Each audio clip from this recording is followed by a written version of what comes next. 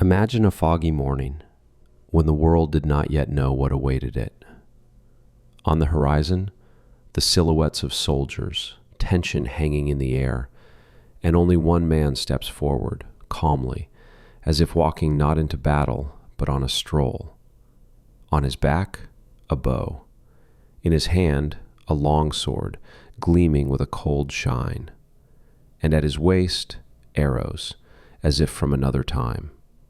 It's hard to believe, but this was happening on an actual front line of a world war. Everyone around froze, some in fear, some in disbelief. But he was smiling. His name was John Malcolm Thorpe Fleming Churchill, and the world knew him by a nickname that sounded both like admiration and a warning: Mad Jack. They said he feared nothing. They said he heard music where others heard only chaos. They said time and again he went to places where survival was nearly impossible, and yet he always returned.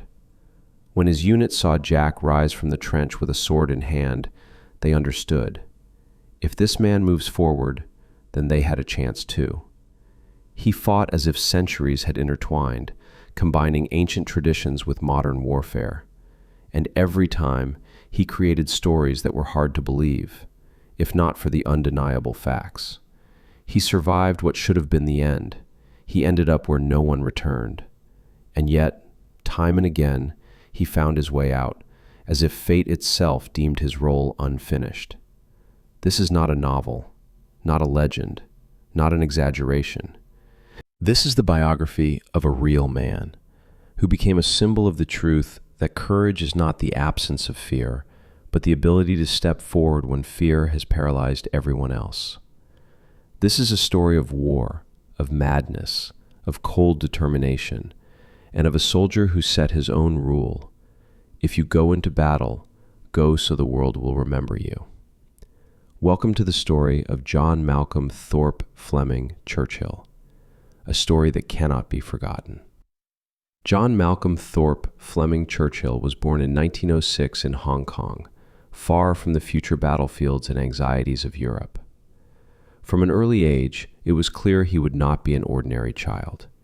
His life was filled with motion, adventure, and unusual pursuits that no one took seriously at the time. He spent hours drawing the bowstring, striving for perfection, honing his precision and patience, as if foreseeing that these skills would serve him on the front lines in the future. He played the bagpipes and studied music, dedicating himself to melodies that seemed born for courage and endurance. He fenced, ran at dawn, always seeking a challenge that could test his body and spirit. These pursuits, seemingly childish or strange at first glance, forged a character that would later become legendary. He grew up in a family that valued discipline, courage, and determination, yet encouraged curiosity and a thirst for adventure. In his teenage years, he displayed perseverance and independence that made him stand out. He was not afraid to go against expectations and rules, exploring new possibilities and finding unconventional solutions where others simply followed the established order. Everything he did seemed unusual, but in that strangeness lay his strength. He learned to see the world differently, to see opportunities where others saw only obstacles, and this perspective would become his weapon. Churchill's youth was full of experiences preparing him for an extraordinary life. He studied in England, honing his physical skills, training with weapons, riding horses, riding motorcycles, learning survival skills, and mastering movement. He was obsessed with exploration and self-improvement. Even in the quiet corridors of schools and colleges, he displayed a courage that was difficult to explain. He sought to surpass every limitation, tested himself on the edge of possibility, and went where others dared not. His gaze always carried readiness to act, not passively, but actively, not randomly, but with careful preparation. As a young man, his life seemed a preparation for the war that threatened to engulf the world.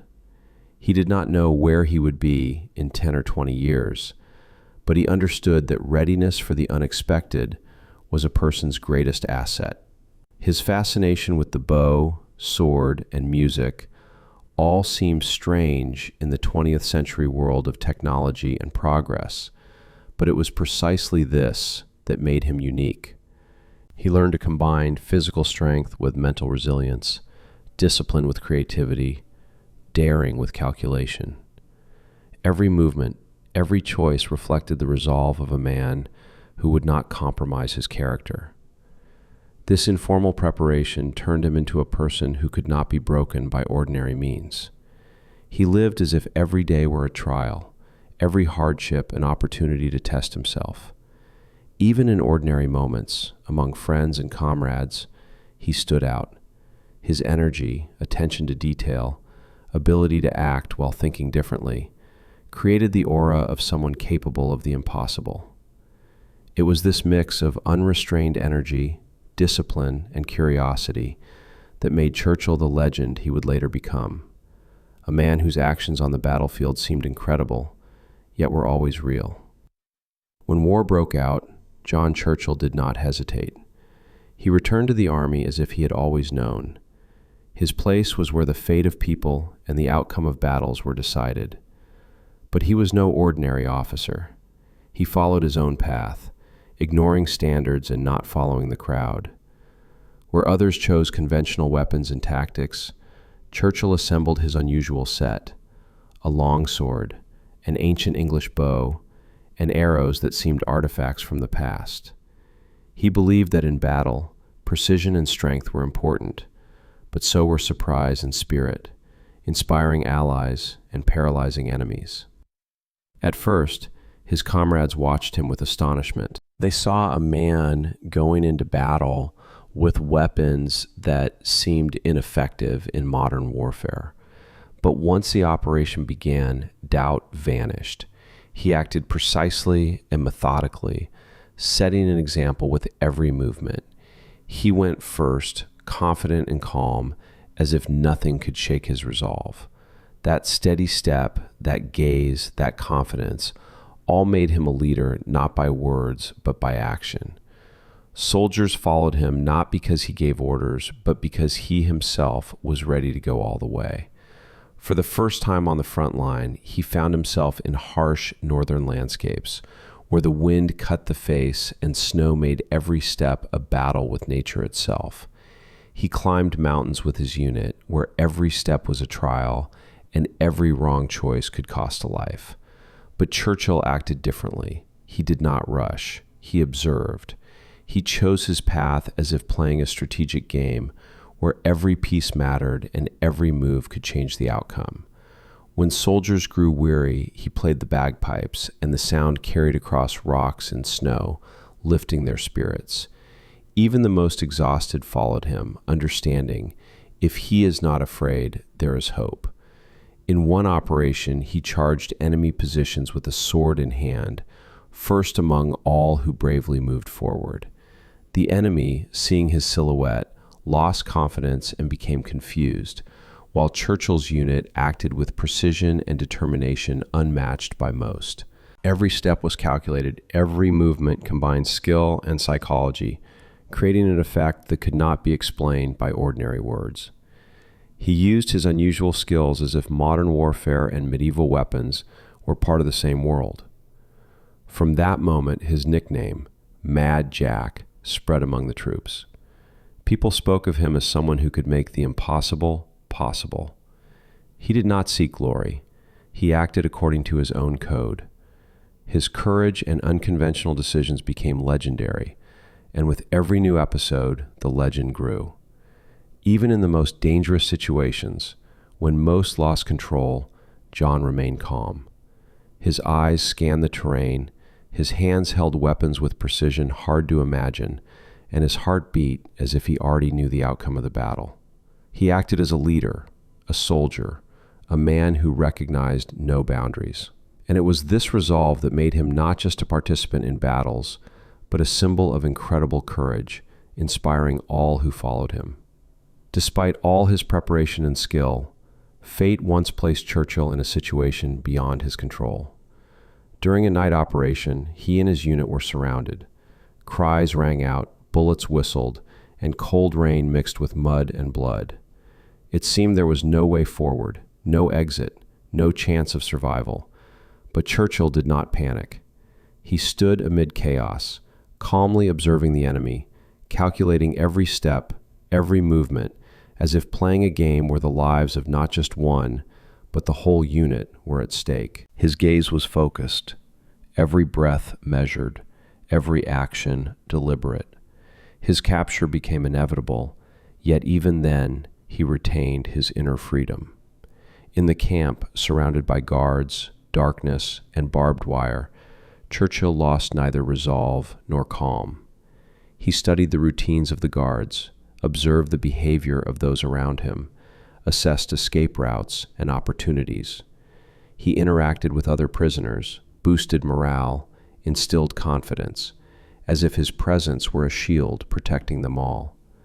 To those around him, it seemed incredible that one man could maintain such control under total confinement. But it was in captivity that all the qualities that made him a legend emerged. He knew, even when the path seems closed, there is always a chance. And one day, that chance came. He seized the moment and managed to escape. He moved through the darkness, step by step, avoiding detection, covering kilometers that seemed impossible. His movements were silent, his calculations precise, his resolve unwavering. Every second was a test, every step a choice between life and death. Churchill's escape became one of those episodes that later seemed almost legendary. It was incredible that a man in captivity could not only survive, but do so in a way that left no trace, leaving the enemy bewildered. He lived by his own rules, and even circumstances could not break him. When he returned to his own, the story of his captivity and escape spread instantly. Soldiers spoke of him as a man who knew no fear, as a leader capable of inspiring the most desperate acts. For those who witnessed it firsthand, it confirmed that Churchill was not just an officer, but a symbol of uncompromising determination. After these events, he continued to act with the same decisiveness and composure. Every new battle, every mission, was for him not a trial, but an opportunity to demonstrate character, inspire others, and overcome the impossible. His life remained tense, full of risk, yet deeply purposeful. He acted not for glory, not for recognition, but because he understood. Only this way could a person remain himself, even where most lose hope. It was this inner strength, the ability to stay calm in the most dangerous situations, unwavering resolve, and courage that made Churchill unforgettable. His actions inspired, astonished, and left the impression that even in the darkest moments, there is light, if the person taking action is willing to go all the way. Back with his own, Churchill did not allow himself to relax. Escape and captivity were merely trials that strengthened his character and confirmed his unusual resolve. He resumed service, and every day on the front line was a new opportunity to show courage and skill. His methods remained unconventional. He continued to use the sword and bow, trained his men in unusual tactics, developed discipline that was not rigid but flexible, adaptable to any circumstances. His presence inspired. Soldiers followed him not because he gave orders, but because he was ready to lead. His calm in the most dangerous situations instilled confidence, and his actions impressed with precision and strategy. He showed that human strength lies not in weapons or numbers, but in the ability to think, make decisions, and remain composed amid chaos. Churchill participated in operations in Italy and along Europe's coast, where his unconventional methods again proved effective. He climbed enemy positions where each step could be his last. He acted decisively and swiftly, seizing any opportunity to succeed, showing that courage and creativity can outweigh numbers or technology. Every action became a lesson for soldiers. Move forward, don't wait for orders, act decisively, maintain clarity of thought in any situation. Even in the heaviest battles, he noticed the smallest details, adapted strategy instantly, and understood psychology. The confidence of one man could spread to the whole unit, and a bold, sudden move could break the enemy more than any bullet. His methods seemed strange, sometimes insane, but the results spoke for themselves. He became a symbol that even in modern war, there is room for unconventional ideas and brave actions. After the active fighting ended, Churchill's life did not become calm. He continued to serve, train young officers, travel, and develop skills that once seemed childish hobbies. He perfected archery, fencing, trained physical and mental endurance, studied new methods, combining old traditions with modern realities. He remained a man of action who could not sit still, for movement was life, and risk was a way to test himself. Over the years, Churchill became not only a symbol of courage and determination, but a mentor, showing how personal strength and discipline can inspire others. He taught that courage is not the absence of fear, but the ability to act when fear has paralyzed others. His experiences, stories of escapes, unusual operations, and battlefield successes passed from soldier to soldier, becoming legend. And this legend, born in war, continued to live even after it ended, reminding that character and resolve can overcome any circumstance. Even in peacetime, Churchill remained extraordinary. He traveled, explored, joined expeditions and competitions, trained his body, and studied techniques that kept him alert, fast, and enduring. He lived as if every minute mattered, as if life itself presented challenges, and he was ready to meet them head on. His nickname, Mad Jack, remained a symbol not of recklessness, but of inner fire, strength of spirit, and the ability to go where others would not. Churchill proved that a person can leave a mark on history not only through victories, but by how they live, act, and inspire. His life is proof that courage, determination, and unconventional thinking can change the course of events and leave an unforgettable mark that endures through centuries.